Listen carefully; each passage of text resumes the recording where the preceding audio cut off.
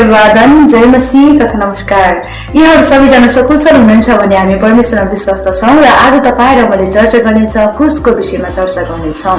के हो भन्ने विषयमा चाहिँ तपाईँ र म चाहिँ अन्योलतम हुन सक्छौँ र तपाईँ र मैले हेर्दाखेरि चाहिँ क्रुस चाहिँ एउटा काठको एउटा ठाडो खम्बा हो र त्यहाँ चाहिँ एउटा तेस्रो काठ पनि राखिन्छ। कतिजनाले त्यसलाई चाहिँ प्लस भन्नुहुन्छ, कतिले क्रुस भन्नुहुन्छ, कतिले क्रस भन्नुहुन्छ। आज त्यही क्रुसको विषयमा तपाईँ र मैले चर्चा गर्नेछौँ। जुन क्रुस चाहिँ रोमी साम्राज्यहरूले चाहिँ अनि त्यो क्रुसमा चाहिँ के गर्ने गर्दथे भने कुनै अपराध गरेकाहरूलाई चाहिँ त्यसमा चाहिँ टाँग्ने गर्दथे र त्यो क्रुसमा चाहिँ हाम्रो प्रभु येशू ख्रीष्ट पनि टाँगिनु भएको कुरा चाहिँ हामी पाउँदछौँ।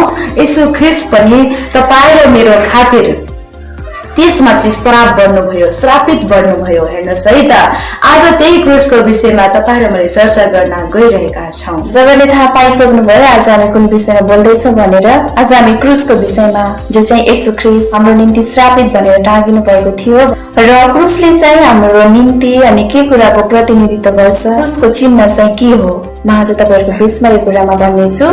अनि क्रुसले चाहिँ हामी मानिसहरूका पापको निम्ति जुन येशू ख्रीष्टको बलिदानको अनि मुख्य चिन्ह पनि रहेको छ।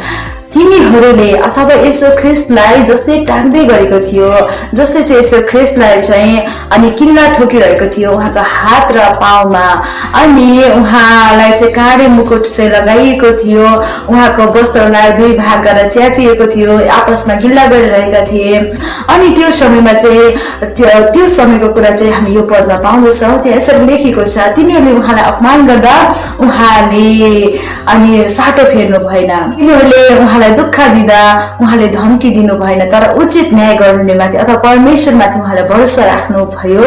र 24 पदले भन्दछ, किनकि हामी पापका लेखी मरेर धार्मिकताको लेखी जियौँ भने येशू ख्रीष्टले आफ्ना शरीरमा हाम्रा पाप बोक्नु भयो। र हजुरले पहिलो नम्बरको टपिक भन्नुभएको थियो कि मानिसहरूका पापको निम्ति येशूको मृत्यु र बलिदानको मुख्य चिन्ह रहेको छ। हालेलुया। साँच्चै नै हामीले थाहा पाइसक्यौँ कि साँच्चै नै येशू ख्रीष्ट चाहिँ अनि हाम्रा पापका लेखी मरेर हामी धार्मिकताको लेखी जियौँ भनेर, अबदेखि उसो हामी चाहिँ पवित्र हौँ, सिद्ध हौँ, निष्कोट भएर जियौँ भनेर उहाँले चाहिँ आफ्नै शरीर भनेर येशू ख्रीष्टकै आफ्नै शरीरमा चाहिँ हाम्रा पापलाई चाहिँ बोक्नुभयो र उहाँकै चोटहरूद्वारा, उहाँले जुन क्रुसको बलिदानद्वारा चाहिँ तपाईँ र मलाई सदाको निम्ति पवित्र शुद्ध धर्मी तुल्याइसक्नुभयो। साथसाथै उहाँले तपाईँ र मलाई चङ्गाई पनि दिनुभयो। उहाँकै कुराको चोटहरूद्वारा हामी निको भयौँ, किनकि हामी 25 पदले भन्दछ, हामी ढिँडाहरू चाहिँ परालिएका थियौँ तर अब हामी आत्माका गोठाला र संरक्षक कहाँ चाहिँ फर्किआएका छौँ भन्ने कुरा चाहिँ हामीले 1 पत्रुस 3 को 23, 24 र 25 पदमा हेर्यौँ। र अर्को चिन्ह रहेको छ, क्रुस चाहिँ हामीहरूको दुःखको चिन्ह रहेको छ। हामी मत्ती 24 मा यसरी लेखिएको छ, तब येशूले आफ्ना चेलाहरूलाई भन्नुभयो, कोही मेरो पछि आउने इच्छा गर्दछ भने उसले आफूलाई इन्कार गरोस् र आफ्नो क्रुस उठाएर मेरो पछि लागोस्। हालेलुया। र मत्ती 10:38 मा यसरी लेखिएको छ, जो आफ्नो क्रुस उठाएर मेरो पछि लाग्दैन त्यो मेरो योग्यको हुँदैन। अनि यसकारण हामीले थाहा पाइसक्यौं कि क्रुस चाहिँ हामीहरूको दुःखको चिन्ह रहेको छ। परमेश्वरलाई चाहिँ हामीलाई हाम्रो स्थान भन्दा पनि माथिको चाहिँ हामीले परमेश्वरलाई राख्नु पर्दछ, किनभने उहाँले हाम्रो निम्ति अनि क्रुसलाई चाहिँ बोक्नु भएको छ। जसरी दानियल चाहिँ सिंहको खोरमा पस्नको निम्ति उनले इन्कार गरेनन्, उनी तयार भएका छन्।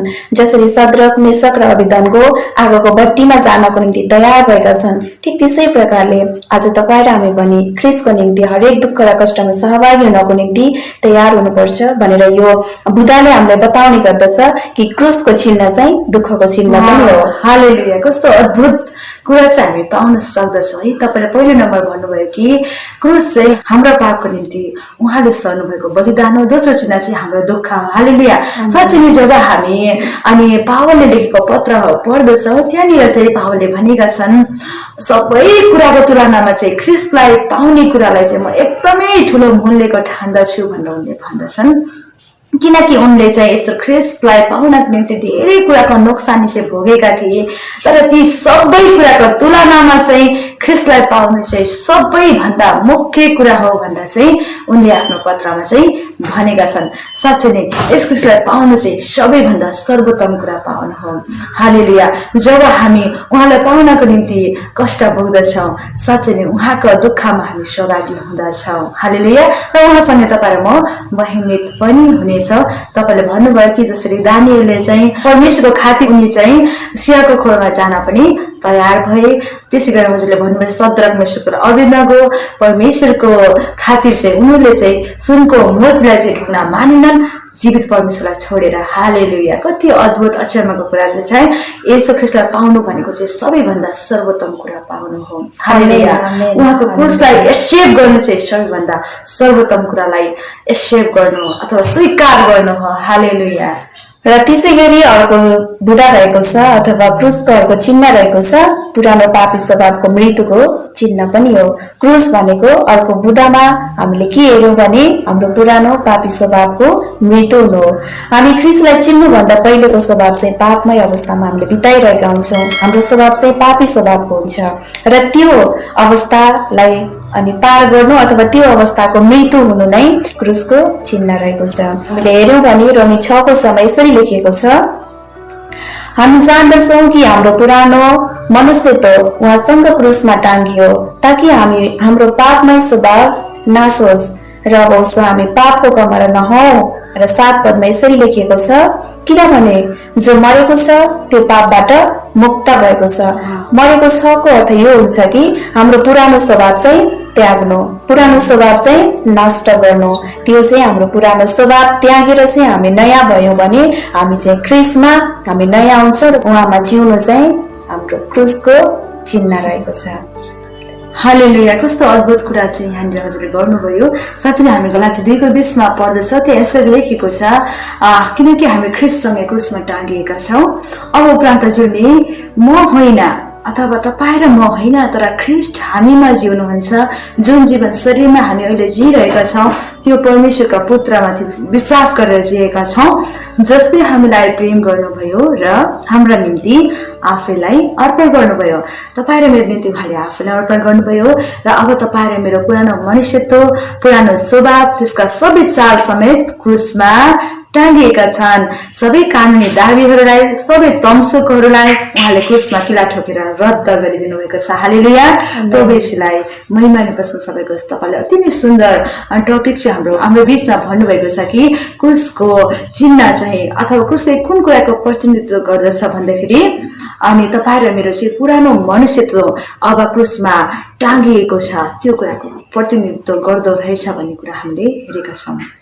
र त्यसै गरी अर्को रहेको छ क्रिस्चियनहरूको महिमाको पनि चिन्ह हो, किनभने यदि हामी ख्रीष्टसँग दुःख भोग्छौँ भने हामी उहाँसँग महिमित हुनेछौँ। हालेलुया। तपाईँ र मैले चाहिँ हेर्यौं कि क्रुस के हो र क्रुसले कुन कुन कुराको प्रतिनिधित्व गर्दछ अथवा क्रुसले चाहिँ कुन कुन कुरालाई चाहिँ इंकित गर्दछ अथवा क्रुसले चाहिँ कुन कुन चिन्हहरू चाहिँ हाम्रो बीचमा चाहिँ जनाउँदछ भन्ने कुरा हामीले हेरेका छौँ। र पहिलो टपिक तपाईँ र मैले हेर्यौं मानिसहरूको पापको निम्ति येशूको मृत्यु र बलिदानको मुख्य चिन्ह हो। अनि दोस्रो टपिक हेर्यौं क्रुस चाहिँ हामीहरूको दुःखको चिन्ह हो। र तेस्रो टपिक हामीले हेर्यौं पुरानो पापी स्वभावको मृत्युको चिन्ह पनि रहेको छ। र चौथो टपिक तपाईँ र मैले हेर्यौं क्रिस्चियनहरूको महिमाको चिन्ह रहेको छ।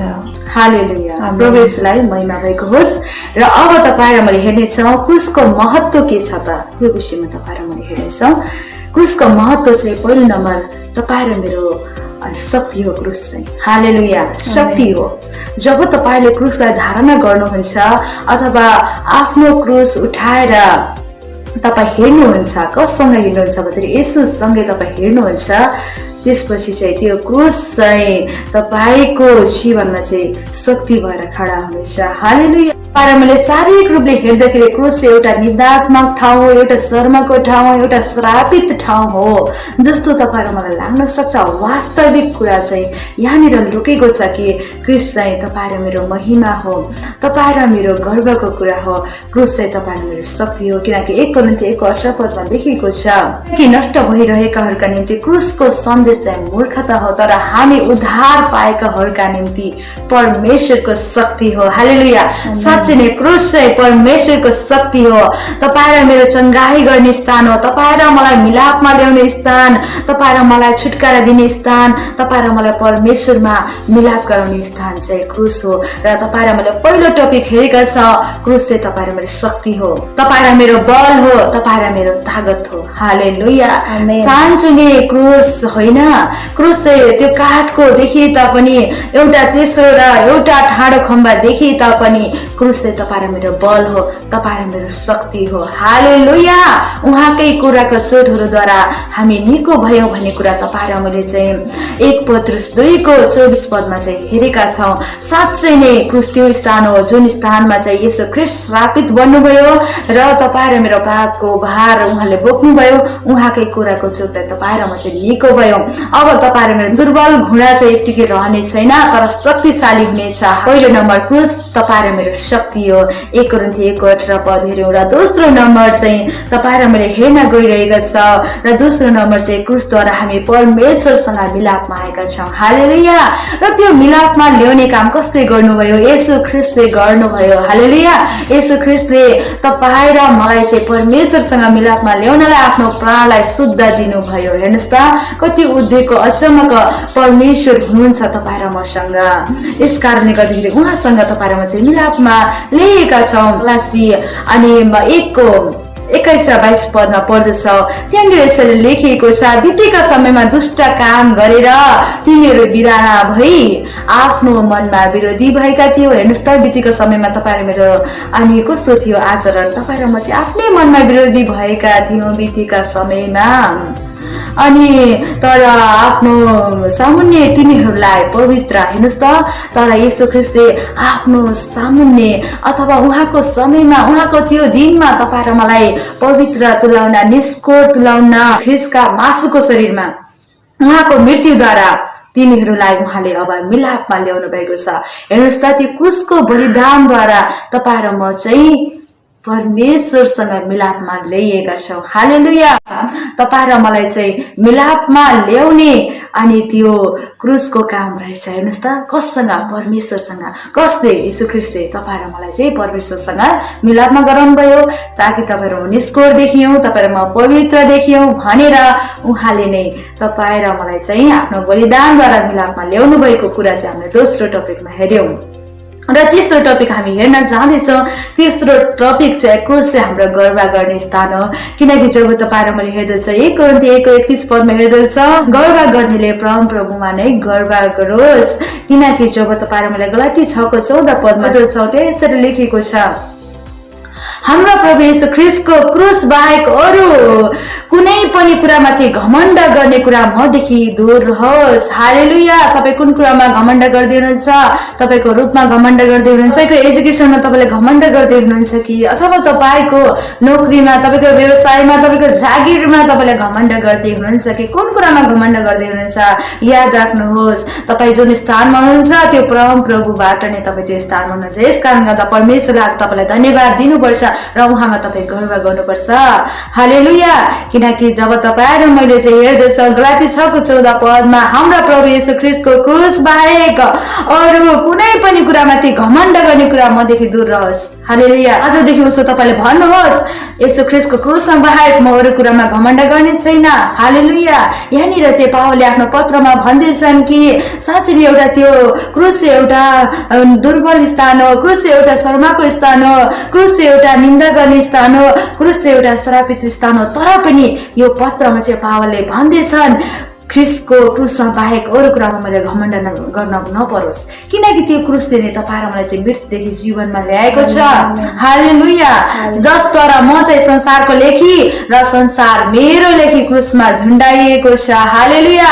साँच्चै नै अब संसारिक कुराहरू, संसारिक ढाँचाहरू, संसारिक विचारहरू, नराम्रा विचारहरू अनि बितेका पलका सबै किसिमका खराब स्वभावहरू, त्यसका चाल समेत तपाईँ र मैले क्रुसमा किला ठोकेर रद्द गरेको कारण अब चाहिँ तपाईँ र म संसारका लेखी र संसार मेरो लेखी मरेको छ। तपाईँ र मैले चारवटा बुँदामा हेऱ्यो, क्रुस चाहिँ हाम्रो शक्ति हो, हाम्रो बल हो। आमेन। अनि क्रुस चाहिँ हामीलाई परमेश्वरसँग मिलापमा ल्याउने स्थान हो। हालेलुया। र क्रुस चाहिँ तपाईँ र मेरो गर्व गर्ने स्थान हो। हालेलुया। साँच्चै तपाईँ र मैले यी कुराहरू चाहिँ हेरेका छौँ।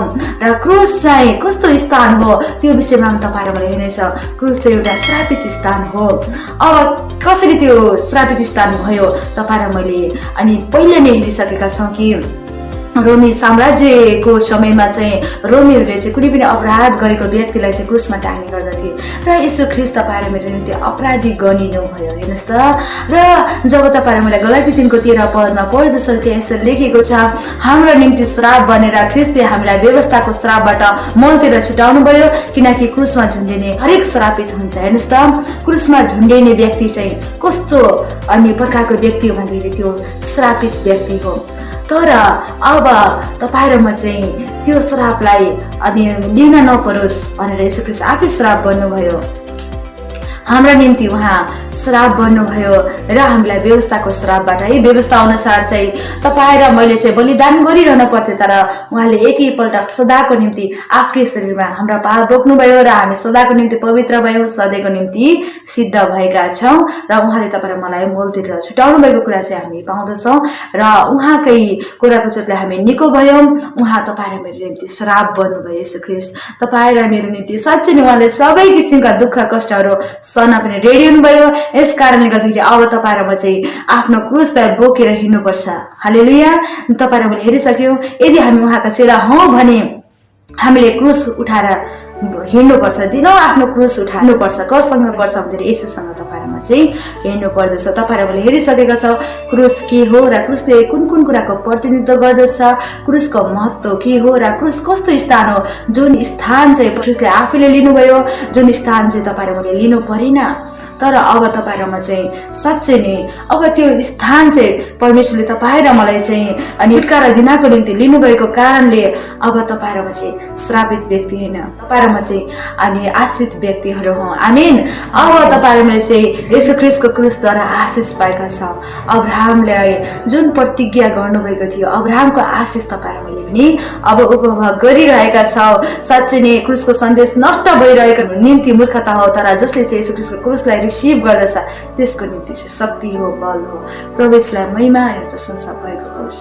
हालेलुया। हामीलाई अत्यन्तै आशिषमय कुरा हामीले तपाईँहरूको बीचमा गरेका छौँ, सुनेका छौँ। परमेश्वरलाई महिमा भएको होस्। आजको यो आशिषित कुराहरू तपाईँहरूको बीचमा हामीले राख्न पाउँदा परमेश्वरलाई धन्यवाद दिँदछौँ। साँच्चै यो सुन्दर समय परमेश्वरको अनुग्रहले हाम्रो बीचमा जुटेको छ र आज तपाईँहरूको बीचमा क्रुसको बारेमा हामीले भन्ने मौका पाएका छौँ। परमेश्वरलाई धन्यवाद दिन्छौँ र दिदीलाई पनि धेरै धन्यवाद। हामीलाई चाहिँ धेरै कुराहरूमा हामीलाई सिकाउनु भएको छ क्रुसको महत्त्वको बारेमा अनि क्रुस के हो भन्ने कुरामा हाम्रो बीचमा उहाँले बुझाउनु भएको छ।